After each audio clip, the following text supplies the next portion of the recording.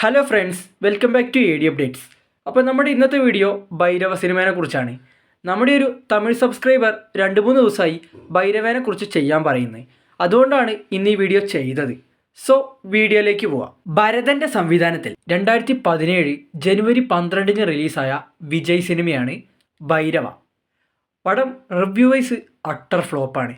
എന്നാൽ ബോക്സ് ഓഫീസിൽ 50 കോടി ബഡ്ജറ്റിൽ വന്ന് വേൾഡ് വൈഡായി 110 കോടിയാണ് ഭൈരവ സിനിമയുടെ ടോട്ടൽ കളക്ഷൻ റിപ്പോർട്ട്.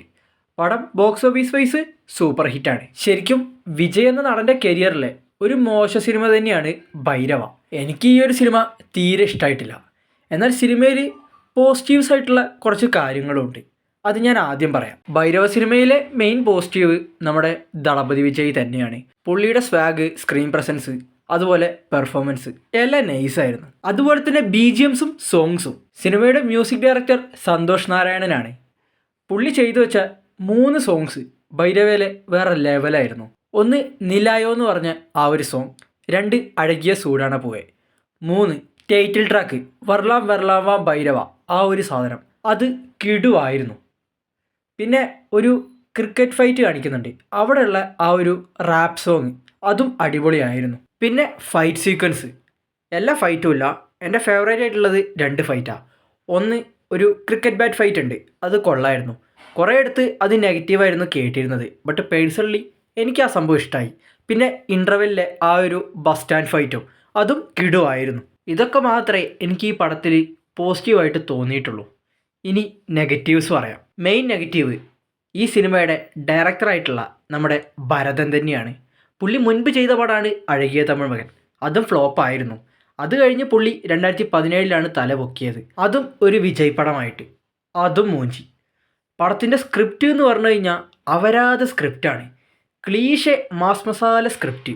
ലോജിക്ക് എന്ന് പറഞ്ഞ സാധനം അടുത്തൂടെ പോലും പോയിട്ടില്ല. ഭൈരവ എന്ന് പറയുന്ന നമ്മുടെ ഹീറോ ക്യാരക്ടർ നായികയെ ഇഷ്ടപ്പെടുന്നതും എന്നാൽ നായിക ഒരു വലിയ അപകടത്തിലാണെന്ന് അറിയുന്നതും ആ അപകടത്തിൽ നിന്ന് നമ്മുടെ നായികയെ ഭൈരവ സേവ് ചെയ്യുന്നതും, ഇതാണ് സിനിമയുടെ സ്റ്റോറി. ഇതൊരു ക്ലീഷെ കച്ചറ സ്റ്റോറിയാണ്. സിനിമ മെയിനായിട്ട് മൂഞ്ചാൻ കാരണം ഈ ഒരു സ്ക്രിപ്റ്റ് തന്നെയാണ്. പിന്നെ ദളപതിയുടെ ലുക്ക്, എല്ലാ സിനിമകളിലും പുള്ളിയുടെ ലുക്ക് അടിപൊളിയായിരിക്കും. എന്നാൽ ഭൈരവയിൽ ഇത്രയും ഒരു അപരാധ ലുക്ക് വേറെ എവിടെയും കണ്ടിട്ടുണ്ടാവില്ല. അത്രയും മോശമായിട്ടുള്ളൊരു വിഗായിരുന്നു ഭൈരവയിൽ വിജയ് യൂസ് ചെയ്തത്. ഇതിൻ്റെ മെയിൻ കാരണം എന്ന് പറയുന്നത് തെരി സിനിമയുടെ പോസ്റ്റ് ക്രെഡിറ്റ് സീനിൽ വിജയ് മുടിയൊക്കെ മൊത്തം മൊട്ടയടിച്ച രീതിയിൽ വെട്ടിയിരുന്നു. പിന്നെ മുടി വളർന്ന് പഴയ രീതിയിലേക്ക് വരുമ്പോഴേക്കും മാസങ്ങളെടുക്കും.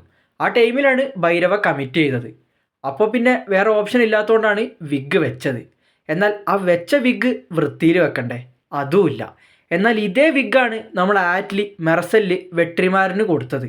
എന്നാൽ ആ ഒരു ലുക്ക് യജ്ജാതി ലുക്കായിരുന്നു. അതാണ് വിഗ് ഏതും ആയിക്കോട്ടെ, അത് വൃത്തിയിൽ ചെയ്യുന്ന പോലെ ഇരിക്കും. ആ പരിപാടി ആറ്റ്ലി വൃത്തിയായിട്ട് തന്നെ ചെയ്തിട്ടുണ്ട്. പിന്നെ സഹിക്കാൻ പറ്റാത്തതാണ് സിനിമയിലെ കീർത്തി സുരേഷിൻ്റെ ഫ്ലാഷ് ബാക്ക്. ക്രിഞ്ച് അപരാധം പിടിച്ച ഫ്ലാഷ് ബാക്ക്. അങ്ങനെ കീർത്തി സുരേഷിൻ്റെ ഫ്ലാഷ് ബാക്ക് എല്ലാം കഴിഞ്ഞ് നേരെ ഇൻ്റർവെൽ ബ്ലോക്കാണ്. അവിടെ വെച്ചിട്ട് ഒരു അടിപൊളി ഫൈറ്റും. അങ്ങനെ ഒരു ബിലോ ആവറേജ് രീതിയിൽ ഇൻ്റർവെൽ ബ്ലോക്ക് എത്തുന്നു. പിന്നെ സെക്കൻഡ് ഹാഫിൻ്റെ തുടക്കമാണ്.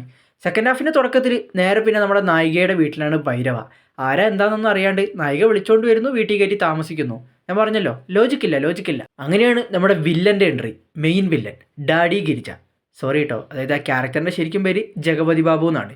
പുള്ളിയാണ് ഭൈരവയിലെ മെയിൻ വില്ലൻ. പണ്ട് ആടിനെയും കോഴീനെയും പോത്തിനെയും വെട്ടിക്കൊണ്ടിരുന്ന കശാപ്പുകാരനായിട്ടുള്ള ജഗപതി ബാബു കൊട്ടേഷൻ്റെ പേരിൽ ആൾക്കാരെ കൊല്ലാൻ തുടങ്ങി. അങ്ങനെ കൊടൂര വില്ലനായി മാറി. ഒരു ഹോസ്പിറ്റലും അവിടെ പഠിക്കുന്ന ഒരു സ്റ്റുഡൻറ്റിൻ്റെ മർഡറുമായിട്ട് ബന്ധപ്പെട്ട ഒരു സംഭവമാണ് സിനിമയിൽ മെയിനായിട്ട് ചർച്ച ചെയ്യുന്നത്. ശരിക്കും പറഞ്ഞാൽ സൊസൈറ്റിക്ക് ഒരു നല്ല മെസ്സേജൊക്കെ തരുന്നുണ്ടെങ്കിലും സംഭവത്തിൻ്റെ എക്സിക്യൂഷൻ അടപടലം പാളിപ്പോയതാണ്. പിന്നെ അതിൽ അപരാധം പിടിച്ച ഒരു 2 സോങ്സും ഉണ്ട്. ഒന്ന് പാപ്പ പാപ്പ എന്ന് പറഞ്ഞ സോങ്ങും പിന്നെ പട്ടേക്കളപ്പ് എന്ന് പറഞ്ഞ സോങ്ങും.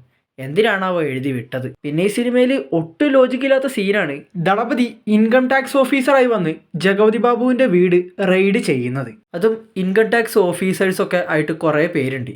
ഇവരൊക്കെ ഇത്രയും പെട്ടെന്ന് എവിടുന്ന് ഒപ്പിച്ചതെന്ന് പോലും ഒരു പിടുത്തമില്ല. പിന്നെ ഒരു കൊച്ചിനെ രക്ഷിക്കുന്ന സീനുണ്ട്. ആ ഒരു സീനിൽ കൊച്ചിൻ്റെ ഹെയർ പിന്നൊക്കെ ദളപതി ഓൾറെഡി കയ്യിലെടുത്ത് വെച്ചിരിക്കും. ദളപതിനെ മുൻകൂട്ടി വില്ലന്മാരടിച്ച് കെട്ടിയിടുന്നൊക്കെ ദളപതിക്ക് അറിയാം. എന്നിട്ട് ആ ഹെയർ പിന്ന് വെച്ച് ദളപതി രക്ഷപ്പെടുന്നത്. അങ്ങനെ ഒരുപാട് മണ്ടത്തരമായിട്ടുള്ള സീനുകൾ ഭൈരവയിൽ ഉടനീളമുണ്ട്. പടത്തിൽ മെയിനായിട്ട് കീർത്തി സുരേഷിനെ വെറുത്തു പോയൊരു പടം ഉണ്ടെങ്കിൽ അത് ഭൈരവി ആയിരിക്കും. എന്താ അപരാധം പിടിച്ച റോളാണ്, കുറേ ക്യൂട്ട്നെസ് വാരി വെഴുകുന്നുണ്ട്, എന്തൊക്കെയാണ് പുള്ളിക്കാരി കാണിച്ചു കൂട്ടുന്നതെന്ന് ഒരു പിടുത്തമല്ല. അതുപോലെ തന്നെ പടത്തിലെ കോമഡി സീൻസ്, കോമഡിയാന്ന് പറഞ്ഞിട്ടാണ് അവന്മാർ ഇതൊക്കെ ചെയ്തു വെച്ചേക്കുന്നത്. ദളപതിയുടെ ഫ്രണ്ടായിട്ടുള്ള സതീഷ് എന്ന് പറഞ്ഞ ആ ഒരു പുള്ളിക്കാരൻ ചെയ്ത ക്യാരക്ടറുണ്ട്, കോമഡി എന്നുള്ള പേരിൽ ചളി വാരി തേക്കാണ്.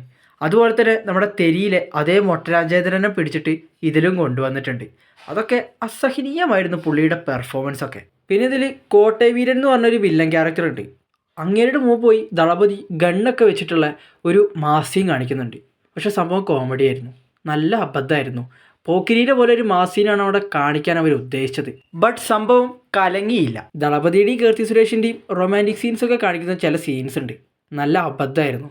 ശരിക്കും പറഞ്ഞു കഴിഞ്ഞാൽ എനിക്ക് ഇഷ്ടമല്ലാത്തൊരു കോംബോ ഉണ്ടെങ്കിൽ അത് കീർത്തി സുരേഷും ദളപതിയാണ്. അങ്ങനെ പടം പിന്നെ ക്ലൈമാക്സിലെത്തി. ക്ലൈമാക്സിൽ വെച്ച് ദളപതി ജഗപതി ബാബുവിനെ കൊല്ലുന്നു, പടം കഴിയുന്നു. ഇത്രയേ ഉള്ളൂ ഭൈരവ എന്ന് പറഞ്ഞ ഫിലിം. എനിക്ക് ശരിക്കും പറഞ്ഞാൽ ഭൈരവയുടെ ഫസ്റ്റ് ഹാഫ് ആയാലും സെക്കൻഡ് ഹാഫ് ആയാലും വളരെ ബിലോ ആവറേജ് ആയിട്ടാണ് തോന്നിയത്. ദളപതിയുടെ കരിയറിലെ ഒരു മോശ സിനിമ, അങ്ങനെ തന്നെ നമുക്ക് ഭൈരവയെ വിശേഷിപ്പിക്കാൻ പറ്റൂ. ഈ സിനിമയ്ക്ക് നെഗറ്റീവ് റിവ്യൂസ് വന്നതിൽ ഒരു തെറ്റും പറയാൻ പറ്റില്ല. കാരണം പടത്തിൽ കൊള്ളാവെന്ന് പറയാൻ പ്രത്യേകിച്ച് ഒന്നുമില്ല. ഞാനീ പറഞ്ഞ ചെറിയ ചെറിയ പോസിറ്റീവ്സ് മാറ്റി നിർത്തി കഴിഞ്ഞാൽ പടത്തിൽ വേറെ ഒന്നുമില്ല. ശരിക്കും ഒരു പടത്തിൻ്റെ കണ്ടൻറ്റ് സ്ട്രോങ് ആണെങ്കിലും അതിൻ്റെ എക്സിക്യൂഷനാണ് പാളി പോവാറ്. എന്നാൽ ഭൈരവയിൽ എല്ലാ കാര്യത്തിലും പടം മൊത്തത്തിൽ പാളിയെന്ന് തന്നെ പറയാം. പിന്നെ എല്ലാവരോടും കൂടി പറയാനുള്ളത്, സിനിമയെക്കുറിച്ചിട്ടുള്ള എൻ്റെ ഈ അഭിപ്രായങ്ങളെല്ലാം എൻ്റെ പേഴ്സണൽ ആയിട്ടുള്ള അഭിപ്രായങ്ങൾ മാത്രമാണ്. എല്ലാവർക്കും ഇതേ അഭിപ്രായം ആയിരിക്കില്ല, കാരണം എല്ലാവരും ഡിഫറെൻ്റ് ആയിട്ടുള്ള മൈൻഡ് സെറ്റ് ഉള്ളവരാണ്. അതുകൊണ്ട് ഇതെൻ്റെ പേഴ്സണൽ ആയിട്ടുള്ള അഭിപ്രായം മാത്രമായിട്ട് എല്ലാവരും എടുക്കുക. അപ്പോൾ ഭൈരവ സിനിമയെ കുറിച്ചിട്ടുള്ള നിങ്ങളുടെ അഭിപ്രായം കമൻറ്റിൽ പറയുക. വീഡിയോ ലൈക്ക് ചെയ്യുക, ചാനൽ എല്ലാവരും സബ് ചെയ്ത് സപ്പോർട്ട് ചെയ്യുക. So see you the next video guys, by.